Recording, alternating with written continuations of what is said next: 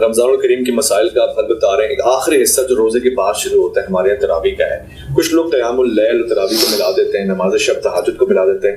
اس کے ذرا فرق بتا دیں اور اس کی وجود کو ذرا ثابت کر دیں, ہے بھی کہ نہیں ہے, کہ تراویح کی حیثیت کیا ہے اور قیام اللیل کس حد تک واجب ہے. دیکھیں نمازیں جو ہیں دن رات میں وہ 5 ہی فرض ہیں. صحیح. اس کے علاوہ جتنی نمازیں ہیں نا وہ نفلی نمازیں ہیں. کوئی کر لے ثواب, کوئی نہ کرے کوئی گناہ نہیں ہے. وہ جو 5 نمازیں ہیں ان میں بھی فرض ضروری ہے, 2 فجر, 4 ظہر, 4 عصر, 3 مغرب, 4 عشاء. اس پہ سنی شیعہ کا اتفاق ہے. اب جو قیام اللیل یعنی رات کی نماز, ٹھیک ہے, قیام النہار دن کے نوافل اور قیام اللیل رات کے نوافل, آپ انہیں سنت موقدہ کہہ لیں, آپ انہیں تراویح کہہ لیں, آپ انہیں رات کی نماز کہہ لیں, کوئی بھی لفظ رکھے, ہے بہرحال وہ نفلی نماز ہے. اس کا روزے کے ساتھ کوئی تعلق نہیں ہے. جماعت ہو سکتی ہے جی, باجماعت ہو سکتی ہے, باجماعت بھی ہو سکتی ہے, اور جماعت کے بغیر اگر کوئی شخص خود اپنے طور پہ پڑھنا چاہتا ہے وہ زیادہ افضل ہے. دیکھیں بخاری مسلم دونوں میں حدیث ہے کہ مرد کا فرض کے علاوہ اپنے گھر میں نماز ادا کرنا میری مسجد نبوی میں بھی نماز پڑھنے سے افضل ہے. یہ حدیث بخاری مسلم دونوں میں ہے. اندازہ کریں, نبی علیہ السلام کہہ رہے ہیں کہ کوئی شخص مسجد نبوی میں نماز پڑھے نا, اس سے مرد کی افضل نماز وہ ہے جو اپنے گھر میں پڑھتا ہے. اور بخاری مسلم میں حدیث ہے کہ مرد کی سب سے افضل نماز فرض کے بعد وہ ہے جو اپنے گھر میں پڑھتا ہے. اور ایک اور حدیث ہے مسلم کے اندر کہ اپنی نفلی نمازیں گھر میں پڑھا کرو, گھروں کو قبرستان نہ بناؤ, اس کی وجہ سے گھر میں برکت ہوتی ہے. تو نبی علیہ السلام تو ناراض ہو گئے تھے 3 دن کے بعد جب لوگ آپ کے خیمے کے باہر کھڑے ہوئے. بخاری مسلم میں آپ نے فرمایا گھروں میں پڑھو. خود صحیح بخاری میں ہے سیدنا عمر نے بھی جب تراویح شروع کروائی ہے تو آپ شروع کروا کے جب واپس جا رہے تو آپ نے کہا اس سے بہتر وہ ہے جو مرد گھر میں پڑھتے ہیں.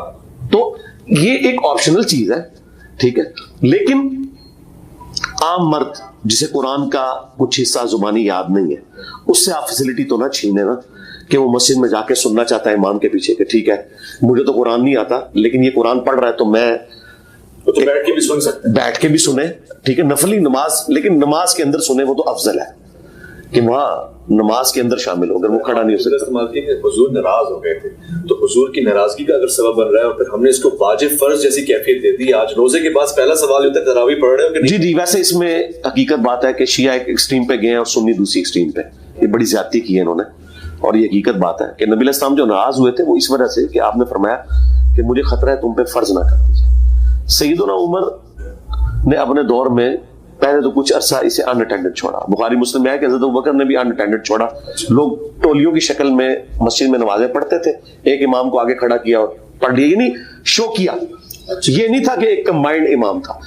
تو حضرت عمر نے بھی شروع کرا کے خود نہیں پڑھی ادھر. تو یہ آپ نے ایک آپشن دی تھی, انہوں نے پکڑ کے واجب بنا لیا. ان سے پوچھے کہ حضرت عمر نے خود کیوں نہیں پھر وہاں پڑھی. اگر آپ اس کو اسٹیبلش کرنے آئے تھے آپ نے کہا کہ یہ ٹولیوں کی شکل میں نہ پڑھو, ایک امام کھڑا کرو, یا آپ ادھر پڑھنا چاہتے ہیں تو آپ اپنے گھر میں پڑھ لیں. واجب والا تو کوئی معاملہ نہیں ہے, اور نہ کسی کو کرٹیسائز کریں.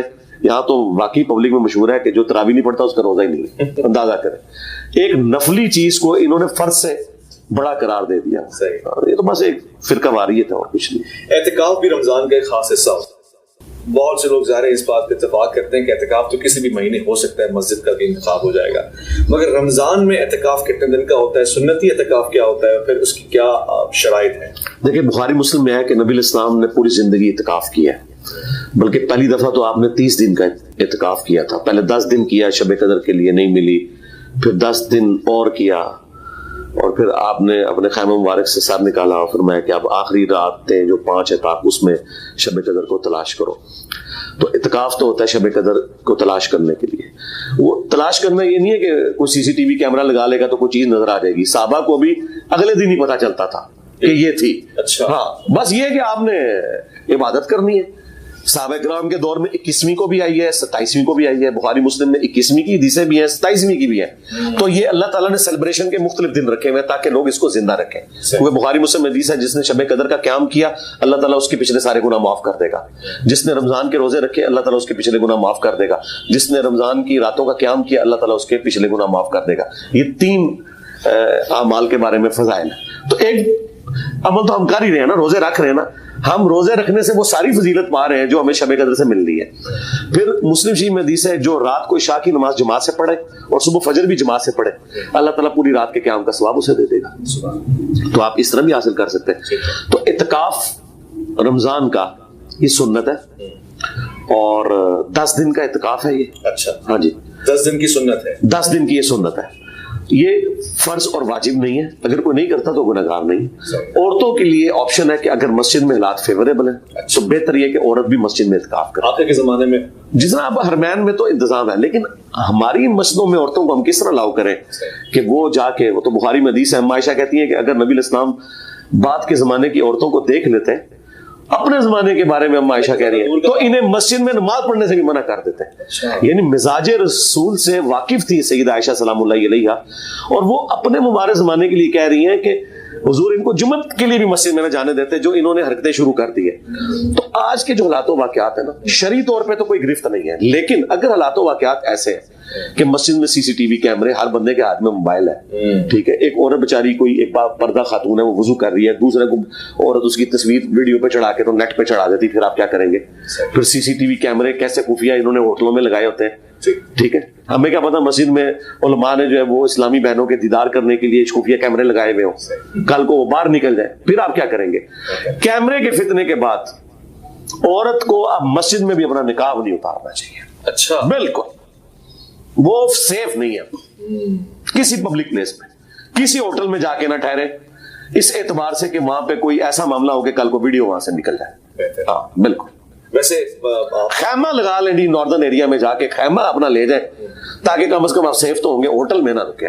آج کل تو مرد حضرات بھی سیف نہیں ہیں, مدارس میں بچے بھی سیف نہیں ہیں. جی یہ مسائل بھی نہیں آج کل نہیں, یہ تو بہت پہلے سے. ابن کثیر نے اپنے زمانے میں لکھا ہے کہ جتنے حکومتی لوگ ہیں, جتنے جج ہیں, جتنے فقہا ہیں, اللہ ماشاءاللہ کوئی بچا رہا ہے, سب کے سب اس کام میں مبتلا ہے. یہ حافظ ابن کثیر لکھ رہا ہے, ابن تیمیہ کا شاگرد اس زمانے میں. تو میں نے پہلی دفعہ ان کو نکالا جب میں نے عیدی صاحب کے دفاع میں بات کی تھی نا کہ تمہارے مدارس میں یہ سب کچھ ہو رہا ہے, تو میں نے کہا کہ یہ دیکھو یہ کوئی آج کی بات نہیں ہے, یہ تو ابن کثیر اپنے زمانے میں کہہ رہا ہے کہ یہ ایک سلسلہ چلتا آ رہا ہے اور اس میں کوئی مدارس کا قصور نہیں ہے. بعض لوگ کہتے ہیں پڑھائی بڑی گرم ہے اس لیے یہ لوگ کرتے ہیں, پڑھائی کے ساتھ کوئی لینا دینا نہیں ہے. یہی فیسلٹیز آپ کالجز اور یونیورسٹیز میں دے دینا تو وہاں پہ بھی لوگ یہی کچھ کریں, اور ہو رہا ہے. ابھی بھی آپ کے کئی ریاستی اداروں کے جو ہاسٹلز ہیں ان میں یہ کچھ ہوتا ہے, وہ چیزیں باہر بہت کم نکلتی ہیں, وہ وہاں بھی رہا ہوتا ہے. لیکن مدارس تو ہے لاکھوں کی تعداد میں, ٹھیک ہے. مجھے بتائیں کہ عام اسکول یا کالج میں تو بچے تو ڈے اسکالر ہوتے ہیں, صبح جاتے ہیں شام کو گھر واپس آتے ہیں. یہاں بھی آپ بورڈر کر دیں نا بچوں کو, بورڈنگ دے دیں تو آپ کو اسکولوں میں بھی یہ کیسز ہوں. تو لہٰذا مدارس والے اس کو سنگل آؤٹ نہ کیا کریں کہ ہم انہیں کرٹیسائز کر رہے ہیں کہ جی صرف مدرسوں میں ایسا ہوتا ہے. ہم کہتے ہیں صرف مدرسوں میں اس لیے ہو رہا ہے کہ آپ کے پاس وہ فیسلٹی اویلیبل ہے, یہ فیسلٹی ہم دے دینا ان پروفیسرز کو جو سو کارڈ بڑے لبرلز بنے ہوئے ہیں اور علماء کے خلاف بولتے ہیں, کام انہوں نے بھی یہی ڈالا. ایسا ہی اور جی آ رہے ہوتے ہیں چونکہ حالات حاضرہ پہ نظر رکھتے ہیں اور دور اندیشی سے کام لیتے ہیں. ابھی بھی ایک یونیورسٹی, نجی یونیورسٹی کا معاملہ آیا, انتہائی ہو گئی کہ ایک بھائی اور ایک بہن کے پرسنل یعنی اس طرح کا پیپر بنایا گیا جی ان کے تعلقات ہیں اور کونڈمز کا استعمال ہوگا اور پیگنٹ کی دوائیں. اس پہ کیا رائے ہے؟ بہت بڑی یعنی یہ ضلالت ہوئی ہے جی. میں سمجھتا ہوں کہ اس خبر کے اوپر پردہ ڈالنا چاہیے تھا. اچھا ہاں جی, کیونکہ دیکھیں ایک بندے نے حرکت کی ہے اور 22 کروڑ عوام ہل گئی ہے, جس کے دماغ میں ایک فتنہ ہے بھی نہیں تھا, آپ نے ڈالا ہے, اب اس کو نکالیں گے آپ. میں اسی لیے جو ایتھیسٹ کے سیکولرز کے وہ کوسچنز جو اسپیسیفکلی اس طرح کے موضوعات سے ریلیٹڈ ہوتے ہیں نا, انہیں میں ایڈریس اس لیے نہیں کرتا کہ ایک عام آدمی کے دماغ میں ایسی بات ہی نہیں ہے. یہ بڑا ظلم ہے کہ آپ پہلے وہ بات ڈالیں پھر اس کی صفائی کریں. جو باتیں ڈل چکی ہیں ان کے بارے میں تو میرا موقف یہ ہے کہ ہم کھل کے انہیں بیان کریں گے کیونکہ وہ ڈیمیج ہو چکا ہے. اچھا, مثلا جنگ جمل صفین نروان ہو چکی, امت میں 2 ٹکڑے ہو چکے, 1200 سال سے لوگ لڑ رہے ہیں. اب اس میں تو ہارمنی کے لیے اس کو ڈسکس کرنا ہوگا, لیکن جو ٹاپک چند لوگوں تک تھا, اب یونیورسٹی کا کام تھا کہ اسے دبا کے جو ایکشن لینا تھا اندر ہی لیتے اور اس میں سے جو کچھ کرنا تھا وہ کر دیتے. اب اس خبر کو باہر نکالنا اور میڈیا کی زینت بنانا, اس سے مطلب ایک تکلیف میں اضافہ ہوا ہے. میں نے اس لیے اس وقت ٹیک اپ بھی نہیں کیا اپنی ویڈیوز کے. اچھا, اس جواب سے مجھے مفتی عبدالقوی یاد آ گیا جن سے ایک سوال ہم نے پوچھا تھا.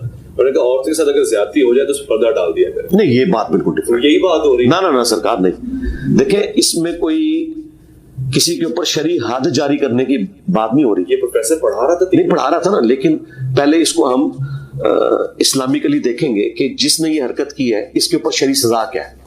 حد تو کوئی نہیں ہے، تعزیر ہی ہوگی نا. حد تو ہے کہ چور کے آپ ہاتھ کاٹ دیں، زانی کو آپ سنسار کریں، شادی شدہ ہے، اور اگر بغیر شادی شدہ ہے تو کوڑے لگائیں. یہ پیپر غلط بنانے کے اوپر شرعی سزا کون سی ہے جو قرآن و سنت سے آپ ثابت کریں گے؟ یہ تو جج کی جو ہے وہ ثوابدید ہے کہ وہ کیا سزا دیتا ہے. حدود اللہ تو نہیں ہے نا. یہ جج کہے گا نا کہ ٹھیک ہے جی اس کو ایک دن کے لیے اس کے منہ کے اوپر کالک مال کے نا تو اس فیکلٹی کے باہر اسے دھوپ میں کھڑا کر دیا جائے، یہی سزا دے گا نا. سنسار تو نہیں کروا سکتا نا. تو مطلب وہ جو مفتی صاحب وہ بات کر رہے ہیں وہ تو شرعی حدود ہے نا. وہاں عورت کے اوپر کوئی ایسا کیس ہوا ہے تو پردہ نہیں ڈالنا اس نے، ظاہر ہے وہ اس کا رائٹ ہے، وہ تو ہوگا. یہاں پہ ہم کہہ رہے ہیں کہ یہاں پہ کوئی حدود اللہ کا معاملہ یہی اگر کسی عورت کے ساتھ یہ منہ کالا کرتا تو پھر ہم کہتے ہیں پردہ نہیں ڈالیں، سزا دیں اس کو. اچھا، ڈیٹرنس کے لیے شریعت کے قانون. اسلام تو کہہ رہا ہے کہ جی زنا کی سزا ہو تو مسلمانوں کا ایک گروہ سے ویٹ کرے گا. سورہ نور میں آیا کہ تاکہ باقیوں کے لیے ڈیٹرنس